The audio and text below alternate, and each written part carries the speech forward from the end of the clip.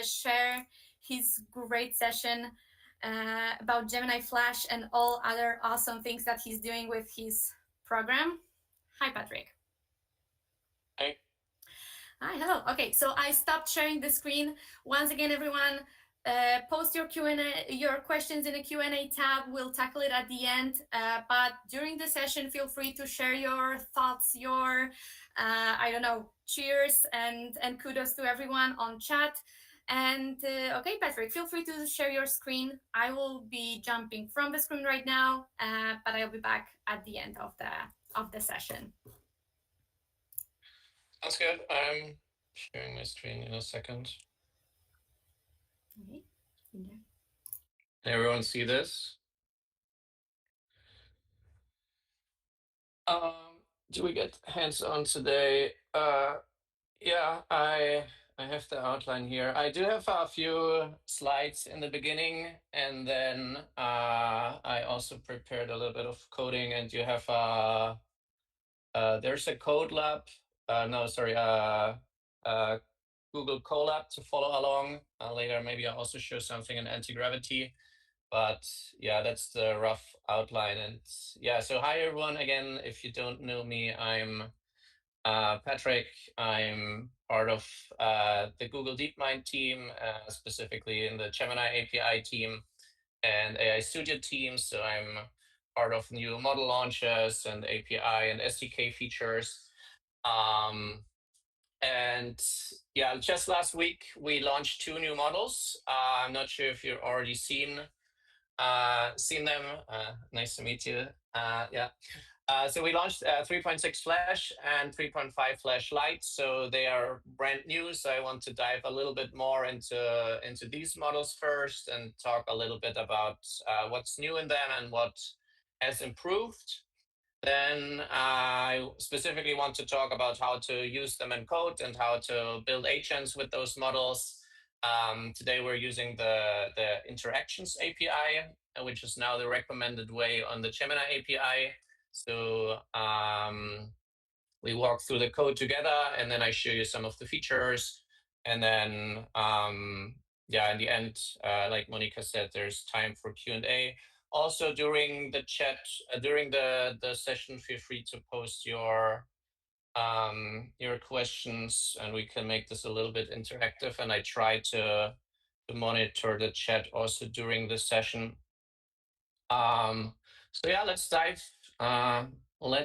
into it. And I do have a few slides in the beginning. I always like to start a little bit with concepts. I assume many of you are already maybe even experts in that field and know a lot of the stuff, but I still like to talk a little bit about the basics, like actually what is an agent.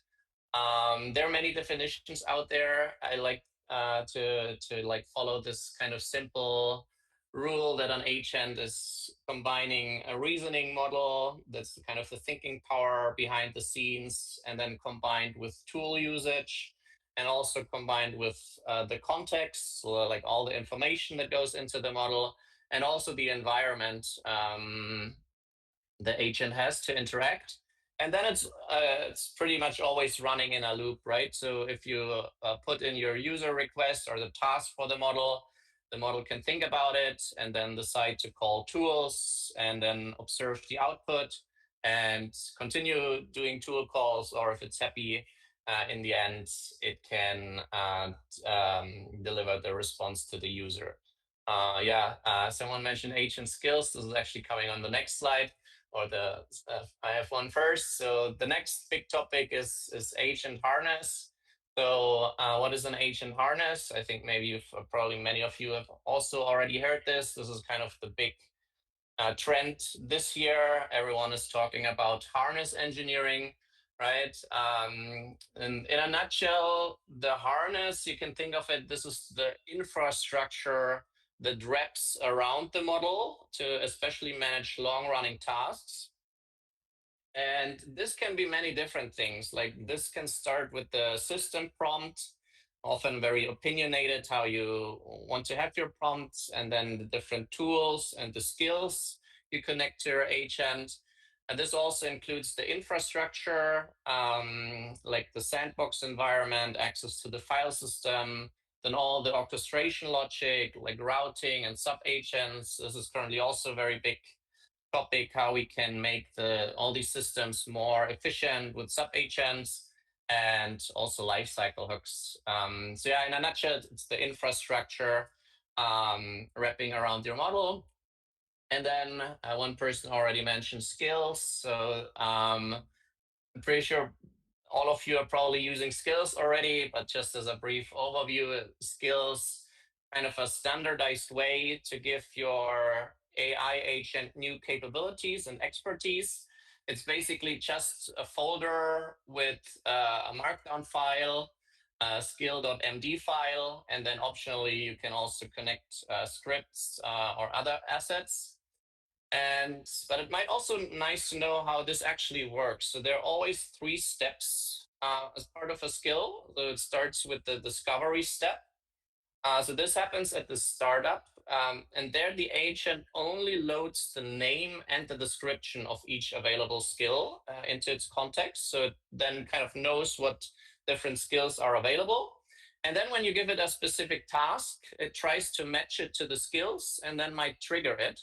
And only then it reads the whole content of the skill into the context, and then it can execute on the skill. So this is roughly how the skills work. And then the last one I want to mention here is the concepts is the agents MD file. So this is also now an open format for guiding coding agents. And you can think of it as the README for agents. So we still use the readme.md file. But nowadays, the README is actually that this should be more focused on the human contributors, for example, in your GitHub repository. And the agents MD file is for guiding the agents. And there are, like different design guides to follow. Yeah, like you often want to have it pretty short, actually, like roughly around 100 lines, and more like a table of contents that then dive deeper into the different themes if the agent needs it. So yeah, these are kind of the concepts we need for building agents. Now, are these used in anti-gravity? Yes, so anti-gravity does has support for skills and rules for an agent. So I can maybe show this later. N8N, no, I'm not. Just taking a quick look at the chat. I'm not using N8N, but I'm familiar with it, and I think it's a nice tool. Yeah, so let me talk quickly about the models, the model lineup we currently have. As I mentioned last week, we launched 3.6 Flash and 3.5 Flash-Lite. I also know pretty much everyone currently is waiting for 3.5 Pro and asking questions. I also put it here on the slides as stay tuned. I'm not allowed to share the exact timeline, of course, but I can say that this is currently our big focus, and the model is testing with partners, and hopefully we can launch it soon. So Pro is our most capable model best for complex tasks and also coding tasks. But Flash is kind of the workhorse model, has a really good trade-off of performance and speed. And Flash-Lite is actually, in my opinion, an underrated model. It's even more cost and speed optimized. This is the fastest 3.5 Flash model we currently have. So I quickly want to dive a bit more into the models since they just came out last week.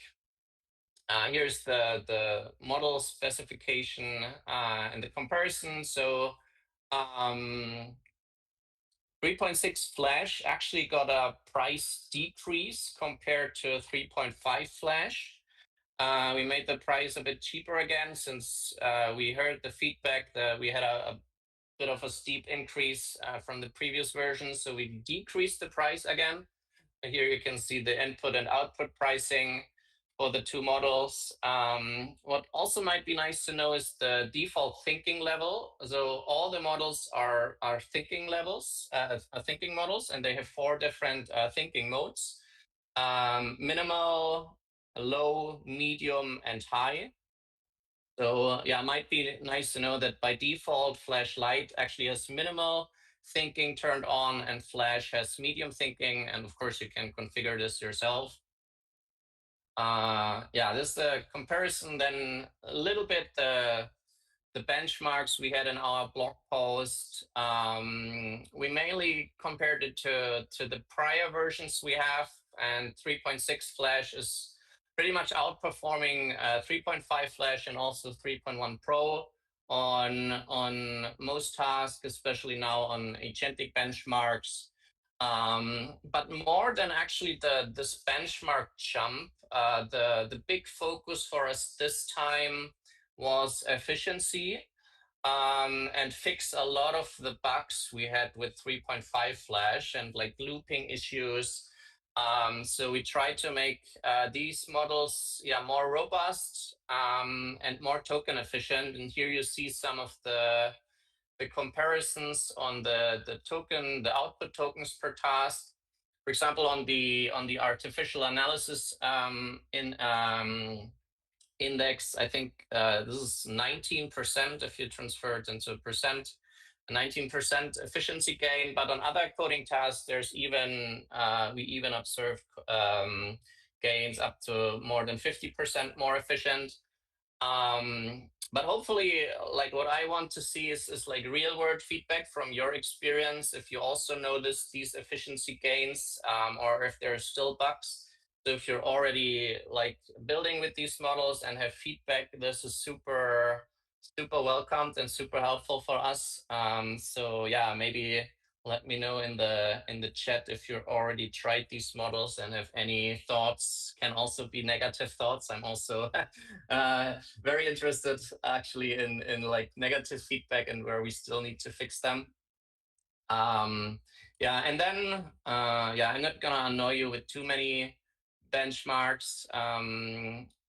Going a little bit more into what's new with this model compared to 3.5 Flash.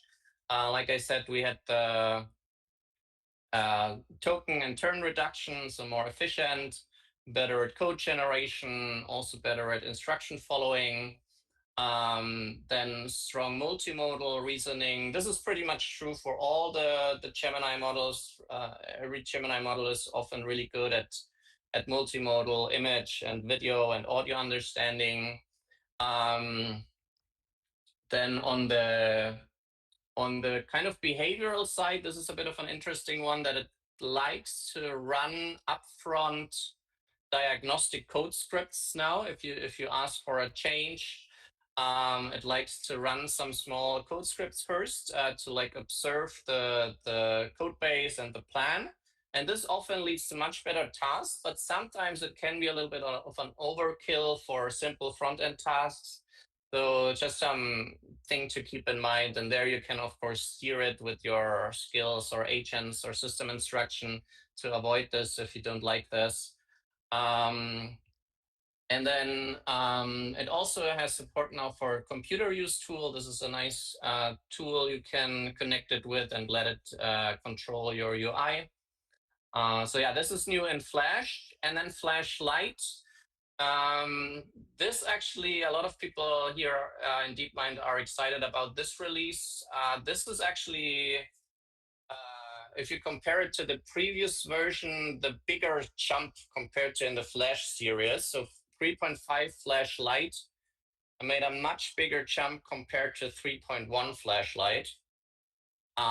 Especially now on the, also if you can call it like agentic tasks. Here you see some benchmarks on like terminal bench and knowledge work. And the Flash-Lite, the previous one is really good for these high throughput, kind of simpler or straightforward, let's call it straightforward tasks, like PDF extraction, translation also, or transcription even. And now the 3.5 Flash-Lite is the first model in the Flash-Lite series that's also good for agentic tasks, and especially also you can use it as a sub-agent and then hand over lightweight tasks to Flash-Lite. So here again is a small overview of what's new in Gemini 3.5 Flash-Lite. So it's the again, it's the fastest model we have in the 3.5 family. Most cost optimized. It has enhanced reasoning and multimodal performance. And like I said, it's now good for these sub-agent orchestration tasks with much better tool calling reliability.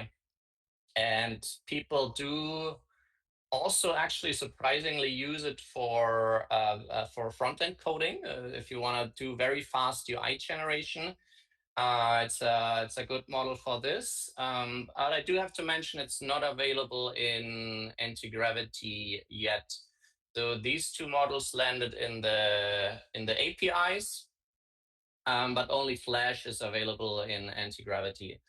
And also people like to build fast chatbots with this model, and there it got a bit of a better, stronger, like multi-turn instruction and persona following. And also now it supports the computer use tool. So this is kind of in a nutshell of what's new in these two models and what has improved. Again, would love to hear your feedback in the end or later or via email if you're building with these. And now I want to explain how to use these models actually in the API. Before I do that, let me quickly check at the chat if there are any questions. Are these used in anti-gravity? Like I mentioned, the 3.6 Flash is in anti-gravity. Flash-Lite is not there. Gemini Mine app fails. Okay, this is something to forward to the Gemini app team. And one vibe code with a phone or Chromebook. Yes, definitely you can do this. One way to do this very quickly, platform to code from your phone is AI.studio. Actually, I'm not sure if you've seen this, but there we have this build mode where you can vibe code directly in here.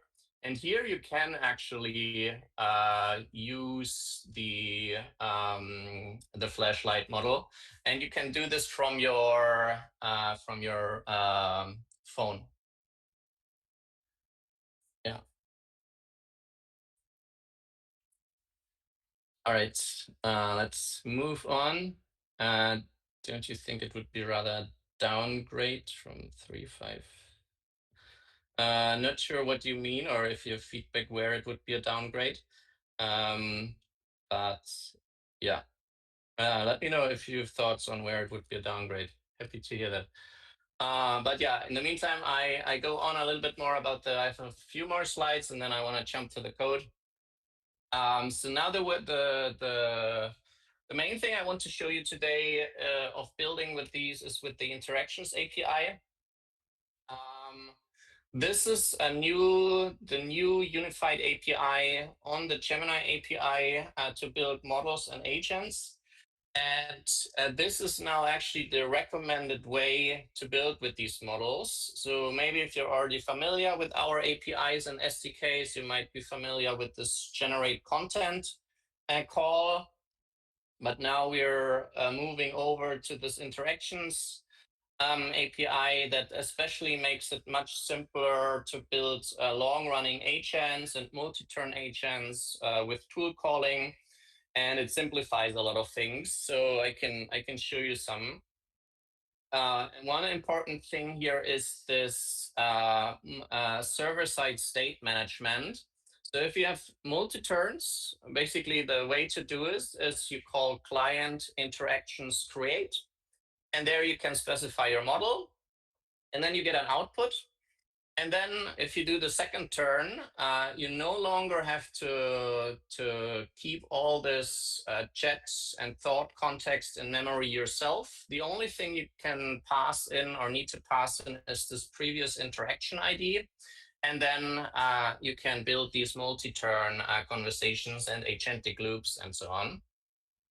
And also tool use is simplified. I show you this a bit more in the code later. And then also an exciting feature part of this interactions API is you can use an anti-gravity as a remote agent. So this is an agent that uses the same harness that powers the anti-gravity IDE.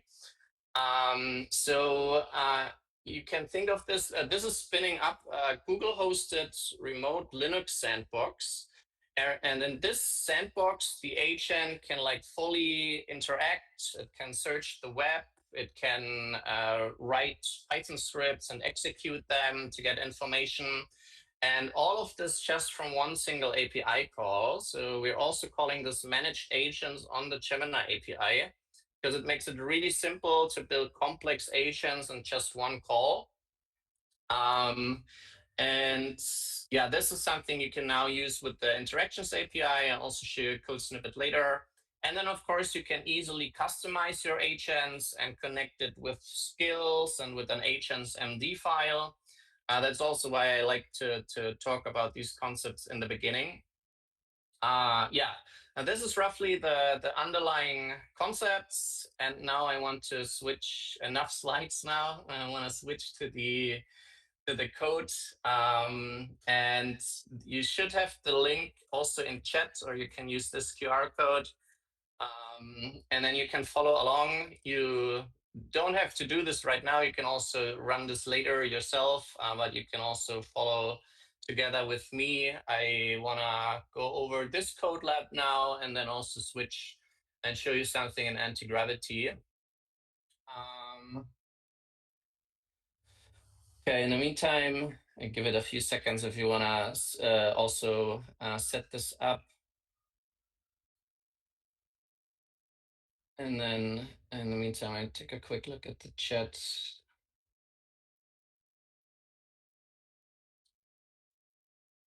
Does server-side state persistence via previous interaction ID manage context automatically across long horizon background tasks? Yes, this is managed automatically. Yeah.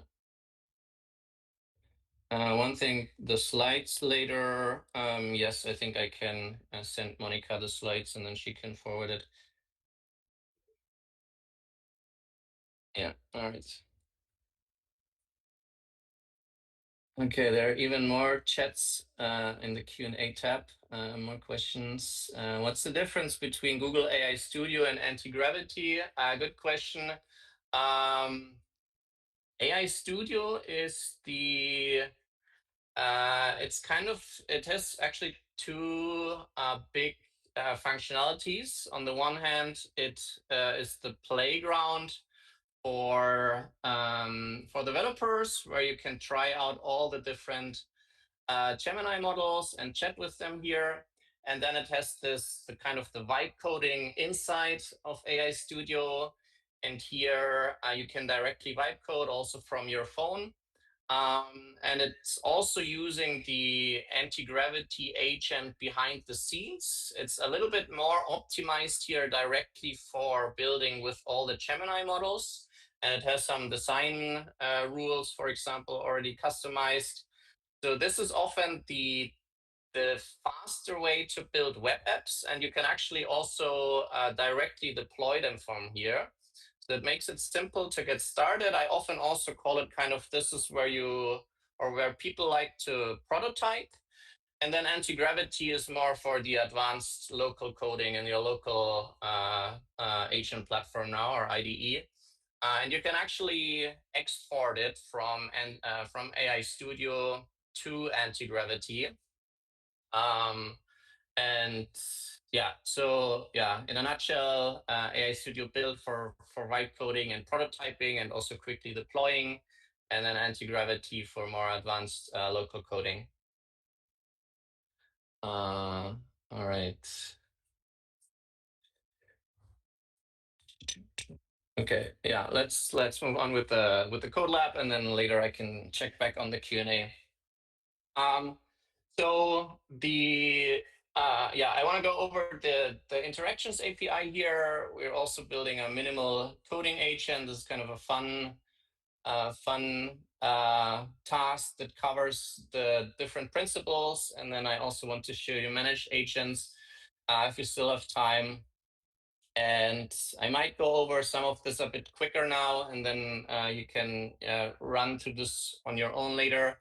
But the way to build with our models is with the SDK. So there are different SDKs also for JavaScript, TypeScript, and other languages. This one is the Google SDK. So you'll want to install this.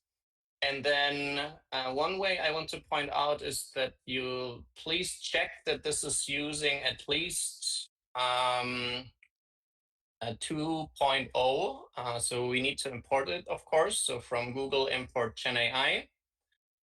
And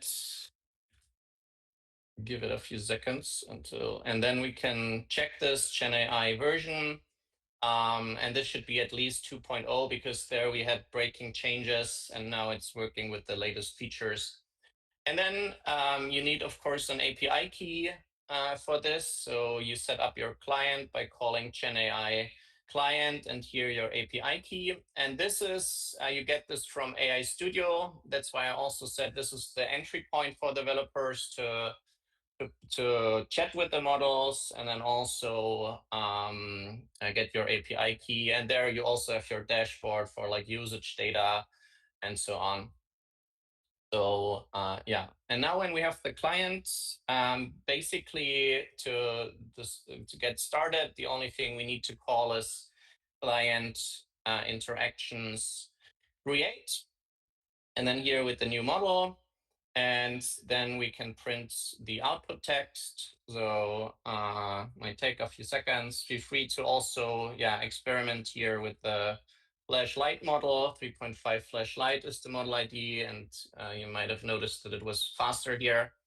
And you can tweak the thinking level. So like I said, these are thinking models. So by default, Flash-Lite is low and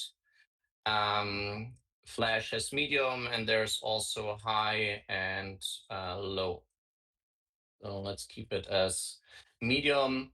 And then I showed this in the slide. So this is basically what we have to do for these multi-turn interactions. So all we do here is feed this. First, I tell it, hey, my name is Patrick, and then I feed this interaction ID. And when I ask what's my name, it knows it in the second turn because this is managed on the server side. And maybe also interesting, like to inspect this interaction one object. There you see, of course, you see some things like status and model. But actually, the interesting things is this steps object. There you see the different steps the model took. First, you see it had a thought step, and it has this thought signature. This is kind of you don't see the raw thoughts here, so they are encoded here. But it's still, this is what the model helps then in the next turn, what it thought about previously. And then here you get the final model output step. But there you can actually also find tool calling steps. So we see this later, how to do tool calling. So this is how to do multi-turn interactions. Then, like I said, all these models are multimodal, so you can easily feed in images, videos, audio. Here is just a quick example to feed in, how to feed in an image. So basically, when calling these, you can define your input of type text, or here for of type image, and then feed in the image as base64 encoded string. And then here we ask what's in this image. And then in a second, we should see the output.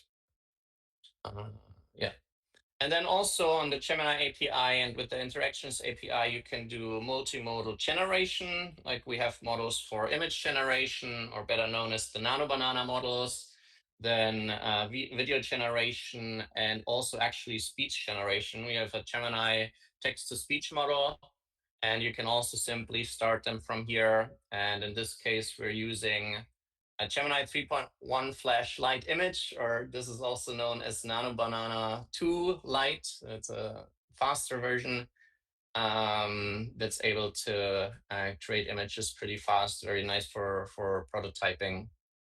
Then structured output is important to know for pretty much every real world use cases. You want to have clear JSON schemas to return, or in this case, in Python specific, you can use Pydantic classes and then define the response format as a JSON, and then of this schema.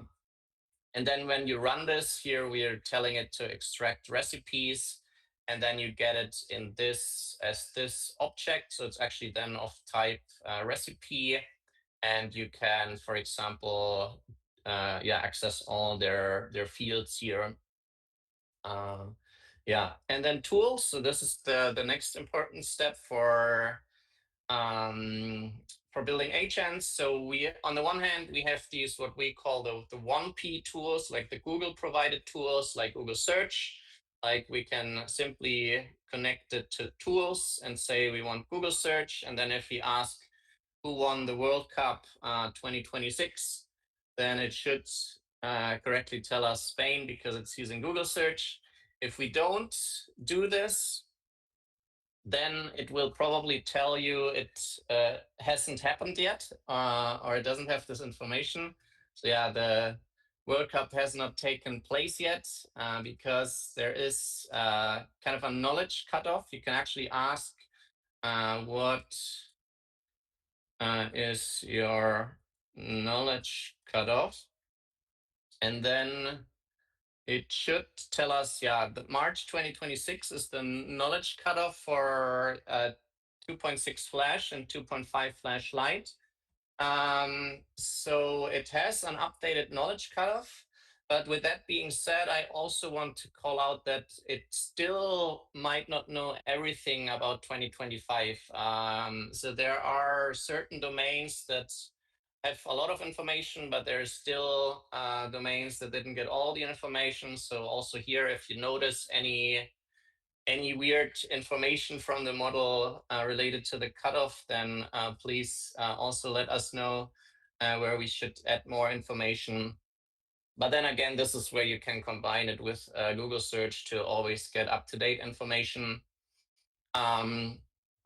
These are the Google provided tools, and then you have what's also called function calling, basically your custom, any custom function. This can be other API calls or database queries.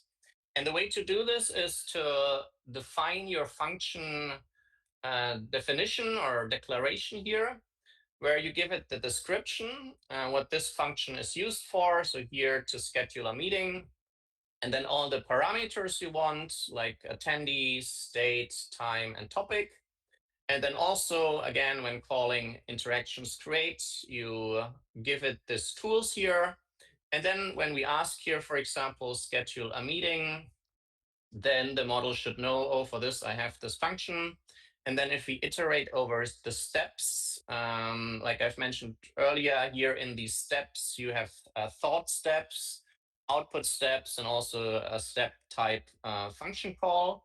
And here you see it, the model wants to call schedule meeting, and then with these arguments. And now it's up to us to actually like execute this function. So here we would basically add, we would need a function or something that is actually doing the meeting scheduling. And then here we would then call this with these arguments. And this is something we now do in the next example to have a complete end-to-end example.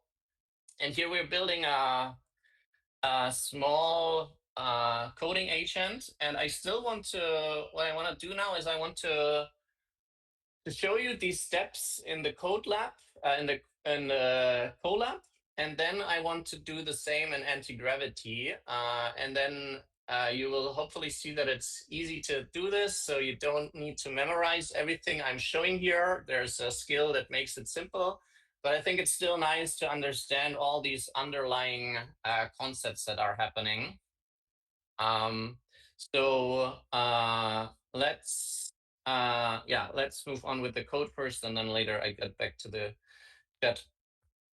So we want to have a simple coding agent that's following this simple loop. Again, we connect it to different tools, and then it can observe the output and then either continue or at one point give us a response. So we define a small helper class agent, where basically we just store the model and the client, and then also the interaction ID. And then we also define a simple run function, so we can call agent.run. Here we simply execute this interactions call, and then we also store the last interaction ID. So then when we continue, we can do these multi-turn runs. And then we set up our agent here. And then, for example, we call agent run. What are the top 3 cities in Germany? And then we print the output, and then we do agent run again, and then tell me something about the second city. And then we get the output Berlin, Munich, and Hamburg. And now it should tell us something about the second city, which in this case was Munich. And then you can see it correctly talks about Munich now. So this is kind of the first step. And now next step is to give our coding agent hands and eyes. And actually, to build a minimal coding agent, you basically only need 3 tools. You need you need a read file tool to read content from your coding files. Then you need a function to list the files, so like observe the repository you have. And then you need a function to write files. And so we have the descriptions here, and then here we also implement the actual functions. So reading a file can be simply done in Python like this. Writing a file, pretty similar. And for listing files, it's just OS lister.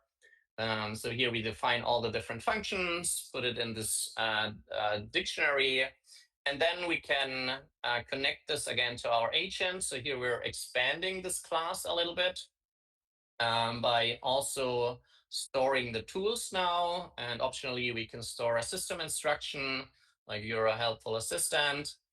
And then now this is the same we did before. So now after running the agent, we go over these steps and check if we have a function call.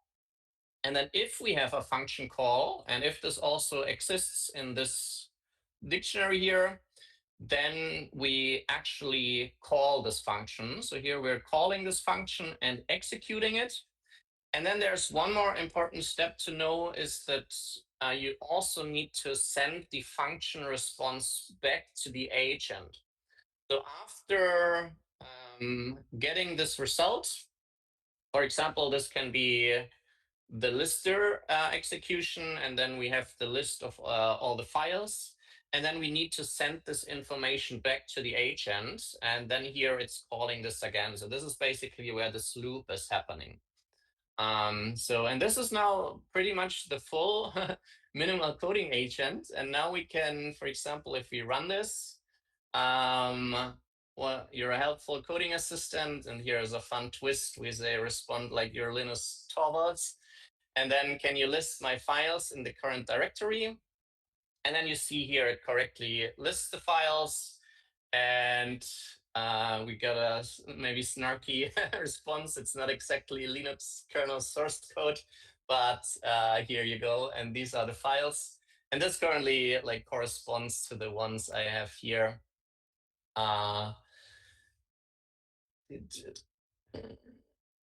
Yeah. Okay, and now that's the last step. This is basically now we wrap this in a simple while true loop, and then you can run this and chat with this. And now I want to do the exact same thing in anti-gravity and show you how hopefully how easy it is to build with all of this. And there is one great tip that I highly recommend setting up with whatever your coding agent is, if it's anti-gravity or Claude Code or Codex or whatever. Open Code is a nice one. We have the Gemini skills, specifically 4 skills. One for the what I call the classic generate content API, the interactions API, also one specifically for the, let me make this a bit larger, for the live API, and then for Omni, our latest video generation model. So I highly recommend installing these with your coding agent. For example, you can simply run npx skills add and install it like this. Now let me switch to anti-gravity. And then let's create a new project and a new folder. Let's call it coding agent demo. And then we start a new chat here, and we can switch to the new models. So like I said, 3.6 Flash is now available here. I like to build with Medium actually, which is also the default in the API because it's a good trade-off of performance and speed. And then, yeah, like I said, Flash-Lite is not here, but yeah, I recommend building with Flash at the moment until we get the next Pro iteration. And then to customize it, you can go to customizations, for example, and there you see different skills. And this, you see, I have the Gemini Interactions API skill, which really helps the model to build with this. And now we can basically just describe what we want. So we can say, use the interactions API skill. You don't have to explicitly tell it to the model, but it might still be helpful. And build a minimal coding agent in Python. It should have an agent class and a run function. The agent should have the following tools, and then we use the lists there, then read files and write files.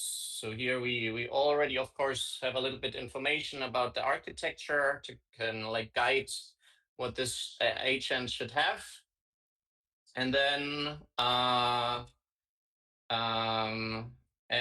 a while true loop so we can chat in the terminal. And by the way, before I execute this, if you're using anti-gravity for the very first time and are a bit overwhelmed with what you can do here, is actually just ask the agent what can you help me with, for example, and then it can tell you about like software development, web architecture.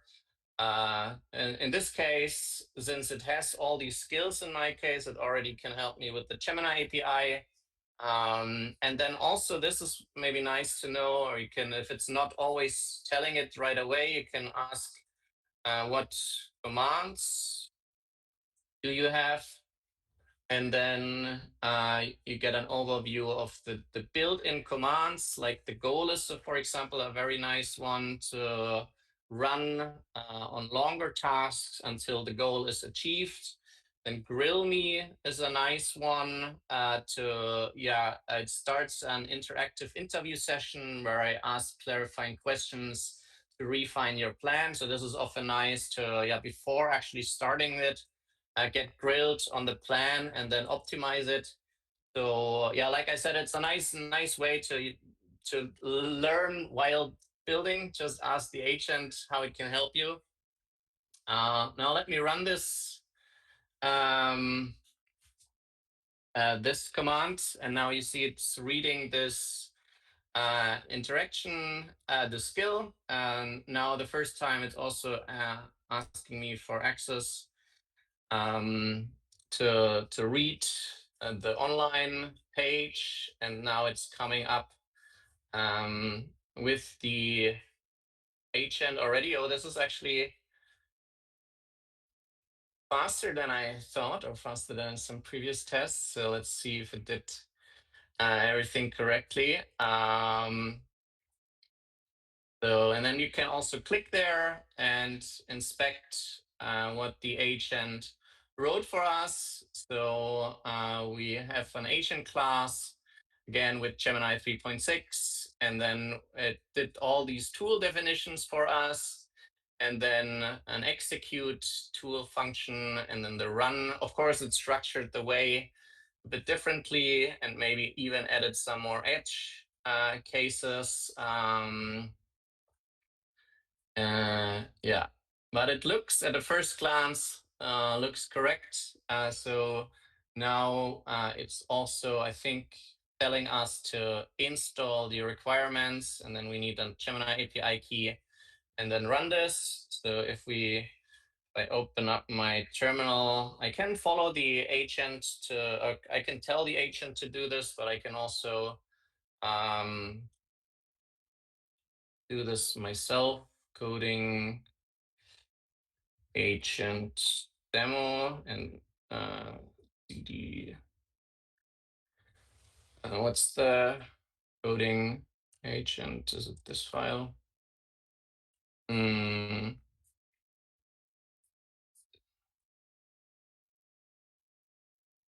Which file did which folder did I create? Let me quickly check.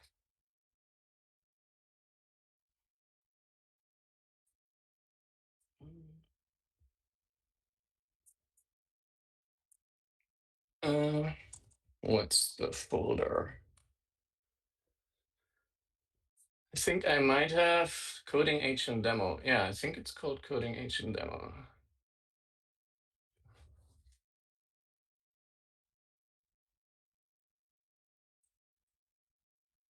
It doesn't. I put it somewhere else. So this is the live coding. The live coding effect. So let's do this. I think we only have 10 more minutes, but basically, I wanted to run this and see if it works. But basically, this is, if you connect it with the interactions API skill, it should be able to build these for you pretty simply and connect all these different features of the interactions API. And then you can use it. So let me check the chat. I think we have 10 more minutes, but hopefully this was helpful for you.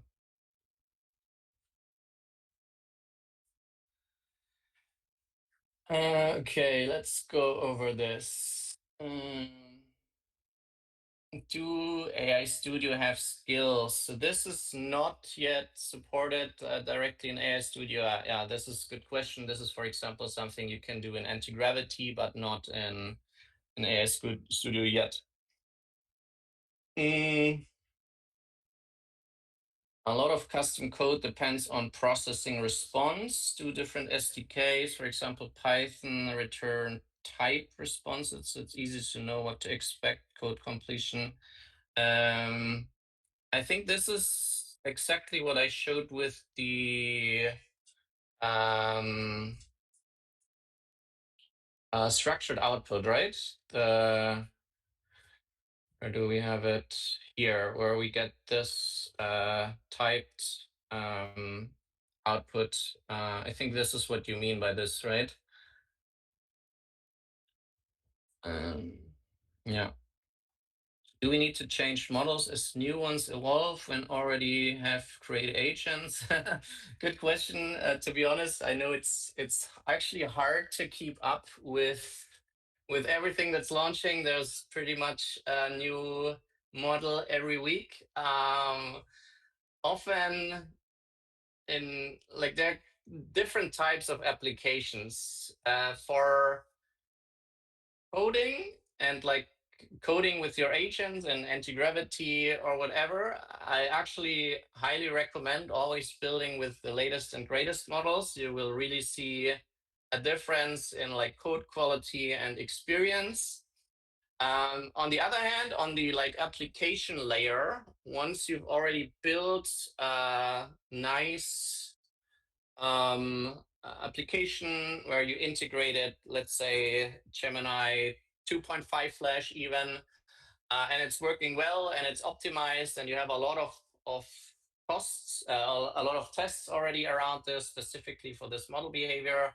Actually, like startups and customers are staying on this model for a really long time. Like you really need to be convinced to, if your application is working well, then why upgrade? So you really need to run your own tests and evals to like test if the model brings the benefit for your application. Obviously, yeah, the models get smarter. So in many cases, you want to upgrade for a lot of use cases, but yeah, it really depends on your use case. And if it already works, then yeah, make sure to have nice tests around this. But it's a good question. Patrick, we have a popular question asked by Ram. If you scroll it a little bit, although we can use Gemini Spark for running our background work in the cloud native persistence, when are we getting the version of Gemini that is going to operate flexibly at the local operating system level across local machine files? Can you answer that? Sorry, where do I see this question? Is it in the Q&A chat? It's upvoted by 4 people. Is it possible to use? No. Can you see it? We can. I will send it to you if you don't mind. No, I see it. Although we can use Gemini Spark for.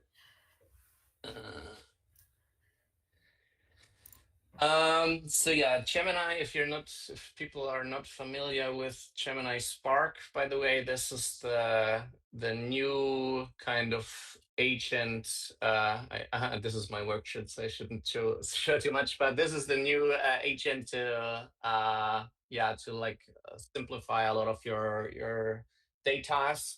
To be honest, I'm not part of the Gemini Spark team, so I don't know their roadmap and what they are planning to launch and when it's launching. So unfortunately, I cannot answer this.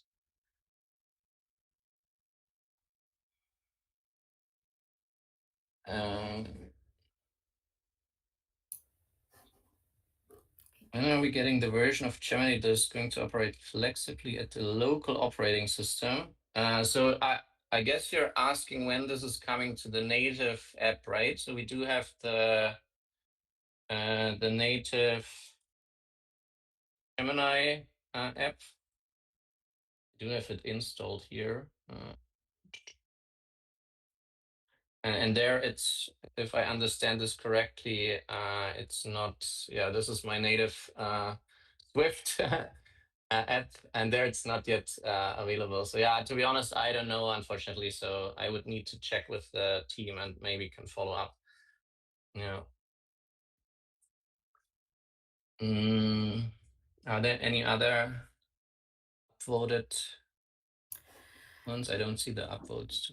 I think Colofelo asked, persistency, consistency, and context become so key in data governance for the multi-agent and multimodal orchestration. When many models start to function to get spawned, so how does anti-gravity manage this for the human in the loop?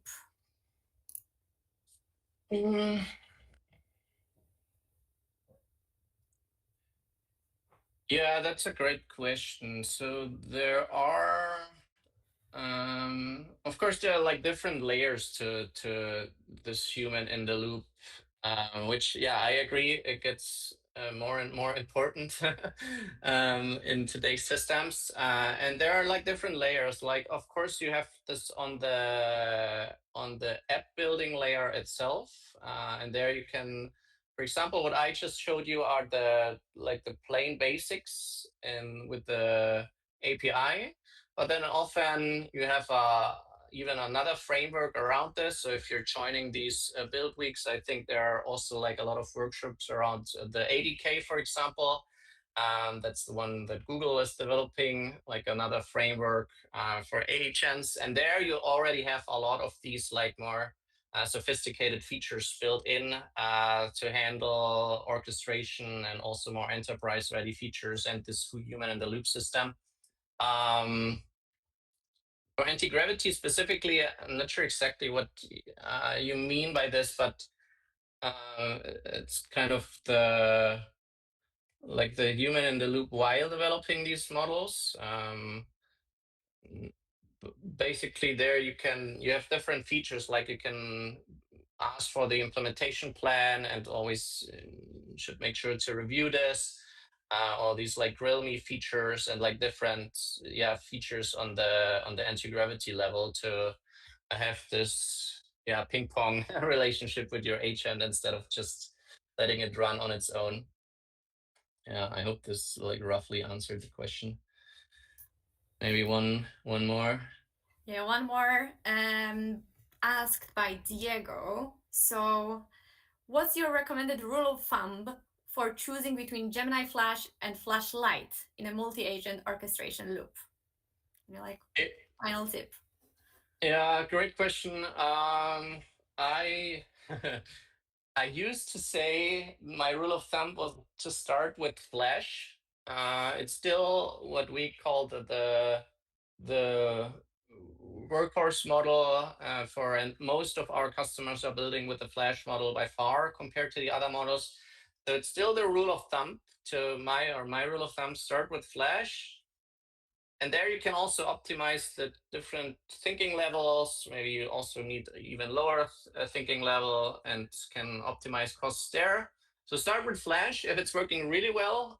Now also definitely give Flash-Lite a shot, and then see how it's doing. And of course, like everywhere, there are like trade-offs in terms of performance and speed, and that's why we also highly recommend pretty much every startup, or like if you have a more complex application, build your own tests and evals around this to catch this as early as possible, where these models are doing well or not doing well, and if it's even good enough to switch to another model. But my rule of thumb is start with Flash. I think you don't make a mistake by it. Plain and simple. Thank you so much, Patrick. We've reached the top of the hour, and let me just invite you to the next session. I've just shared a link in the chat inviting you for a session with Marina, who will teach you and tell you how to transform your development workflow by using AI tools and agents to build and deploy full stack application faster. So bookmark our event pages, stay tuned. And Patrick, we have so many questions to you that we didn't get to answer that I don't want to jump ahead, but I think that we will have to reschedule a follow-up session with you to answer all of them. But thank you so much. I think this was great, and see you next time, and see you everyone who joined us today and stayed with us for the entire hour. And also we have more sessions coming, so as I mentioned, stay tuned, and we'll be notifying you about our awesome speakers sharing their insights with you. Thank you so much. Thank you.